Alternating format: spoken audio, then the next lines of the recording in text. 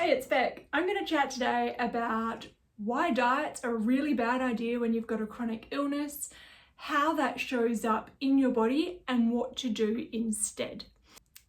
If you've got a chronic illness, chances are high that you've already tried a few diets to see what helps. And diets do seem like a good idea because it's like, if I follow the rules, I'm going to get good results. And that's what kind of sucks us in. But the problem with diets are that they are prescriptive, restrictive, fuck with our social lives, and are designed to fail. When you're dieting, what happens in your brain is tricky. So it can be really alluring. And for anyone that's had an eating disorder, you're going to really resonate with this. So the diet or thinking about food takes up a really large volume of what's happening in your head. And one of the reasons why it feels so good is because it gives you this real illusion of control, and it gives you something to really grab onto that is also completely obliterating any of the other concerns that you might be facing in your day-to-day life, which is a problem. Because if you don't deal with your shit, it's gonna come back up at a really inopportune time and kick your ass. And I think that maybe there's a possibility that those of us with chronic illnesses have already experienced something pretty similar. As you progress further through the diet, your body probably isn't getting everything that it needs, and you're kind of super dialed into this situation. You're probably still feeling quite good about yourself, but slowly, your cortisol levels are starting to rise, because when your body is in a deficit, and also if it's not getting everything it needs, and it's dealing with a whole bunch of chronic illness bullshit on top of it, your stress levels are going to start going up. Compounded with the other stuff I said earlier about what it does to your lifestyle, which impacts on your general happiness. As you might know, having higher cortisol levels when you've got a chronic illness is not a good idea. It's like the fast track way to send yourself into a big crash and to have a flare up of your symptoms.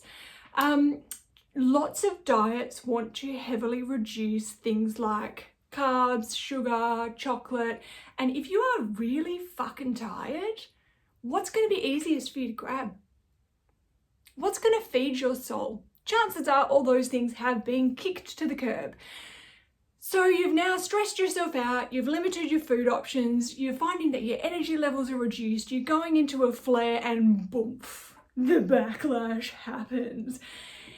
Even if you do manage to resist, like doing all the things and eating all of the things that your soul truly craves, you're going to do some crazy shit, and I'm just going to let you know I've done this, so there is no judgment here.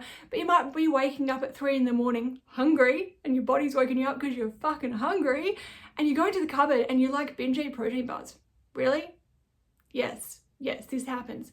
So look, don't do it. You're setting yourself up for a really bad time. What to do instead is to start doing something called gentle nutrition. Gentle nutrition, eating without shame, guilt, or diet culture bullshit. Guilt is not an ingredient. I don't know why it's on the labels of things.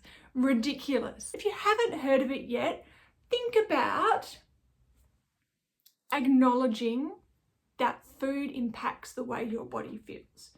So keep an eye on yourself. Like, notice how you feel through the day as you're eating the things that you usually would.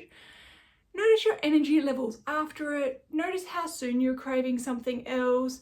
Notice stuff like your gastrointestinal symptoms. Do you get reflux or not? Does your tummy feel happy, like yay, after you ate the thing? I highly recommend choosing foods in your gentle nutrition strategy that don't make your IBS kick off like it's trying to take you down. And understand that there's probably going to be like a core group of foods that are easy for you to get your little hands on, that do make your body feel quite nice, that don't send you off on like an energy spiral over the day, or lots of, peaks and valleys, whatever the thing I did. So when you know what works for you, those are the things that are at the forefront of your mind for gentle nutrition. Because when you are going into a slump or a flare or whatever you want to call it, an exacerbation of your symptoms, there are two things happening now. So you want to be feeding your soul, because you're feeling shit already. So you want to be extra loving to yourself and give yourself the food that makes you feel like a warm hug, whatever that is.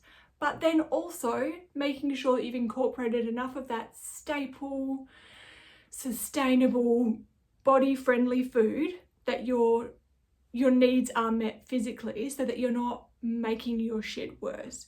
So it's important to acknowledge that food and what you eat matters, without turning it into a full-time job and totally taking up all of your mental space. As you might notice, today I've done my face. Isn't that delightful? This is what's known as masking. I'm fucking tired today. So I understand what you're going through if you are someone who feels like shit on the reg. This has been great, guys. Thanks for watching, and I'll catch you soon. Bye.